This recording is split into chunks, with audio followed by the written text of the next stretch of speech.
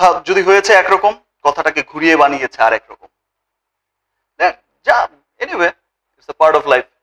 এক সাক্ষাৎকারে শাকিব খান বলেন, মিমি আর আমাকে নিয়ে যে গুঞ্জন ছড়িয়েছে সামাজিক যোগাযোগ মাধ্যমে তা ভিত্তিহীন।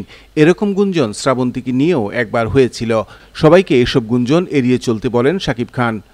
আপনারা কিছুদিন আগে দেখলে দেখবেন যে আমার ওখানকার নিউজ পেপার গুলো বা ওখানকার অনলাইন পোর্টাল গুলো ছাপিয়েছিল যে প্রেজেন্ট হচ্ছে শ্রাবন্তী। সেই প্রসঙ্গে তার নামও তো দিয়েছিল শ্রাবন্তী চ্যাটার্জি খান। আচ্ছা,